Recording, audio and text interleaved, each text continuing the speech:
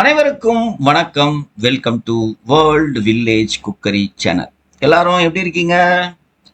நம்ம இன்னைக்கு ஒரு ஸ்பெஷலான ரெசிபி பார்க்க போகிறோம். Star hotel recipe. ஒரே மசாலா அரைச்சி அந்த மசாலாவை வச்சு ஒரு ஹரியாலி வெஜ்ஜி புலாவ் செய்ய போகிறோம். அதே மசாலா பாதி பிரித்து காலிஃப்ளவர் வச்சு கோபி மல்லிகைன்னு ஒரு சைட் டிஷ்ஷும் செய்ய போகிறோம். இது ஆக்சுவலாக ஒரு ஸ்டார் ஹோட்டலில் நம்ம வெஜ் பிரியாணிக்கு பதிலாக ஒரு ஆல்டர்னேட்டிவாக கொடுக்குற ஒரு ரெசிபி. செம்ம டேஸ்ட்டாக இருக்கும். ஒரு க்ரீன் கலரில் செய்யறதுக்கும் ரொம்ப ரொம்ப ரொம்ப ஈஸி. வாங்க எப்படி செய்யுதுன்னு பார்க்கலாம். அதுக்கு முன்னாடி நம்ம சேனலில் சப்ஸ்கிரைப் பண்ணாமல் இருந்தீங்கன்னா தயவு செய்து சப்ஸ்கிரைப் பண்ணுங்கள். பக்கத்தில் பெல் ஐக்கான் வரும், அதையும் ப்ரெஸ் பண்ணுங்கள். நான் ஒரு 1.5 அழகு அரிசி பாஸ்மதி ரைஸ் எடுத்திருக்கேன், 300 கிராம்.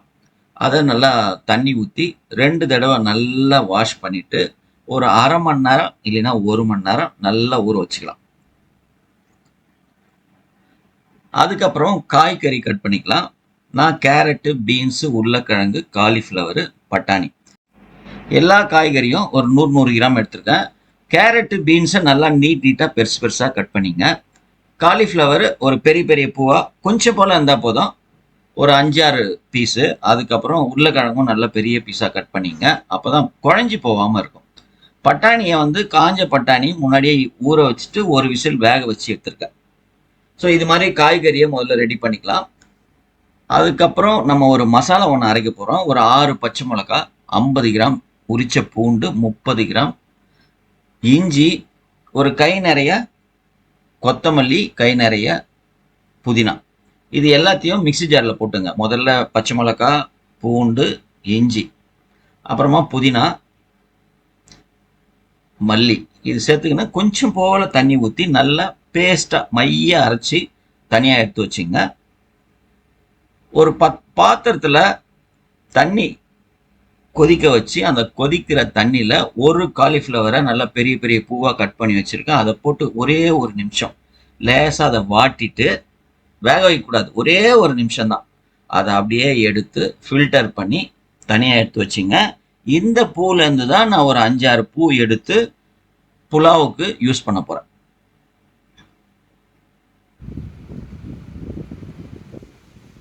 மீதி காலிஃப்ளவர் வச்சுட்டு நம்ம கோபி மல்லிகை அப்படின்ட்டு ஒரு சைட் டிஷ் 65 மாதிரி செய்ய போகிறோம். ஒரு ப்ரெஷர் பானில் 50 ml எண்ணெய் ஊற்றிங்க. அப்புறம் மசாலா ஒரு சின்ன துண்டு பட்டை, 2 ஏலக்காய், லவங்கம், ஒரு ஸ்டாரு, பிரிஞ்சி இலை, கல்பாசி இதெல்லாம் போட்டு லேசாக ஃப்ரை பண்ணிங்க. நம்ம குக்கரில் தான் செய்ய போகிறோம். 200 கிராம் பெரிய வெங்காயம் ஸ்லைஸாக பிரியாணிக்கு கட் பண்ணுற மாதிரி கட் பண்ணியிருக்கேன். அதை போட்டுட்டு ஒரு 5 நிமிஷம் எண்ணெயிலே நல்லா வதக்குங்க. ரொம்ப டார்க் ப்ரௌனில் பிரியாணிக்கு வதக்குற மாதிரி வதக்க வேண்டிய அவசியம் இல்லை. கண்ணாடி பதத்துக்கு வந்ததுன்னா போதும். வெங்காயம் ஓரளவுக்கு வதங்கினவுடனே நம்ம அரைச்சி வச்ச மசாலாவில் அப்படியே 2ஆக பிரிச்சுட்டு அதில் பாதியை புலாவுக்கு எடுத்துக்கலாம். இதை வெங்காயத்தோடு சேர்த்து கரெக்டாக 2 நிமிஷம் லேசாக மீடியம் ஃப்ளேமில் வச்சு வதக்குங்க. க்ரீன் கலர் மாறக்கூடாது, ஏன்னா புலாவ் க்ரீன் கலரில் இருந்தால் சூப்பராக இருக்கும். ஸோ லேசான ஃப்ளேமில் லேசாக வதக்கிங்க. அதுக்கப்புறம் காய்கறியை இதில் சேர்த்துடலாம். காய்கறி எல்லாத்தையும் இதில் சேர்த்துட்டு நல்லா மிக்ஸ் பண்ணுங்க. மிக்ஸ் பண்ணிவிட்டு இந்த எண்ணெயிலேயே ஒரு 3 நிமிஷம் நல்லா வதக்குங்க. மசாலாவோட நல்லா பிளெண்ட் ஆகிட்டு எண்ணெயிலேயே காயெல்லாம் வதங்கினா வேகும் போது ஈஸியாக இருக்கும். ஓரளவுக்கு வதங்கினதுக்கப்புறம் 50 ml தயிர், இந்த புலாவுக்கு தேவையான உப்பு நல்லா மிக்ஸ் பண்ணிங்க. சேர்த்துட்டு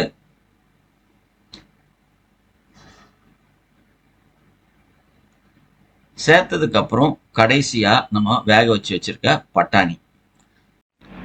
பட்டாணியை சேர்த்துட்டு புலாவுக்கு தேவையான தண்ணி சேர்த்துக்கலாம். நான் 2.5 கிளாஸ் தண்ணி, சுடு தண்ணி சேர்த்துருக்கேன். பச்சை தண்ணி கூட சேர்த்துக்கலாம். 1.5 கிளாஸ் அரிசிக்கு 2.5 கிளாஸ் தண்ணி சேர்த்துருங்க.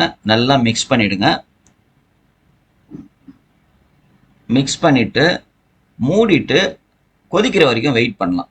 ஓரளவுக்கு நல்லா கொதித்து வரும்போது நம்ம ஊற வச்சுருக்க அரிசியை இதோடு சேர்த்துக்கலாம்.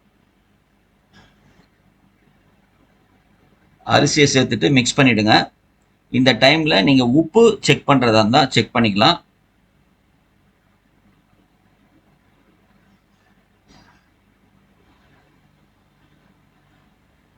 அதுக்கப்புறம் மூடிட்டு ஒரே ஒரு விசில் வேக வச்சா போதும். ஒரே ஒரு விசில் தான், ஜாஸ்தி வேக வைக்கக்கூடாது, இல்லைன்னா குழஞ்சிரும். அது வேகிற நேரத்தில் நம்ம கோபி மல்லிகைக்கு மேரினேஷன் பண்ணிடலாம். ஒரு அரை எலுமிச்சம்பழம் சாறு சேர்த்துங்க. மீதி எடுத்து வச்சிருக்கோம்ல பாதி மசாலா, அதை இதோட சேர்த்துருவோம். இந்த கோபி மல்லிகைக்கு தேவையான உப்பு, 1 ஸ்பூன் சோள மாவு, 1 ஸ்பூன் அரிசி மாவு, கொஞ்சம் போல் தேங்காய் எண்ணெய் சேர்த்துங்க. இந்த தேங்காய் எண்ணெய் ஃப்ளேவரு சூப்பராக இருக்கும் வறுத்ததுக்கப்புறம் சாப்பிடும் போது. நல்லா மிக்ஸ் பண்ணிங்க. காலிஃப்ளவரோட இடுக்கெல்லாம் அந்த மசாலா போகணும். தண்ணியாக இருக்கக்கூடாது. ஓரளவுக்கு லேசாக தண்ணியாக இருக்கிற மாதிரி தெரிஞ்சுதுன்னா கொஞ்சம் மாவு சேர்த்துக்கலாம், கார்ன்ஃப்ளவர்.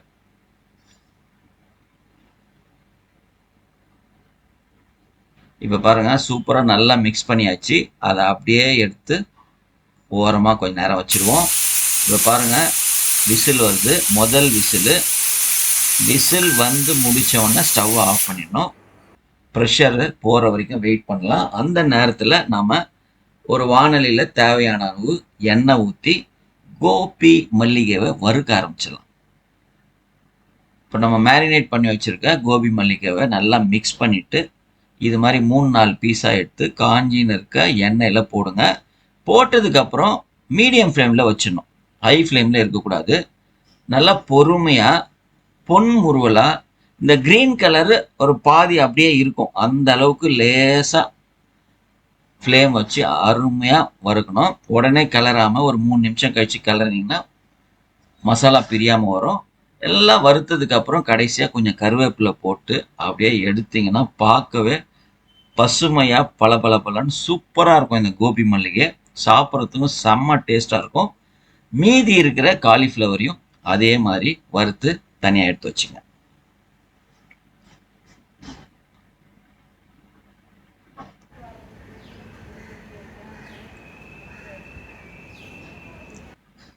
இப்போ ப்ரெஷர் போனதுக்கப்புறம் நம்ம ஹரியாலி வெஜ் புலாவை இப்படி ஓப்பன் பண்ணால் அப்படியே க்ரீன் கலரில் அந்த காய்கறியோட காலிஃப்ளவர் சூப்பராக இருக்கும். இப்போ ஒரு 25 ml நெய் அது மேலே அப்படியே ஊற்றிட்டு சுட சுட இருக்கிற புலாவில் ஊற்றுனோன்னா அப்படியே நெய் கரைஞ்சி அப்படியே மனம் வேற லெவலில் இருக்கும். அப்படியே மெதுவாக சூப்பராக அந்த சூட்டோட கிளறி விடுங்க.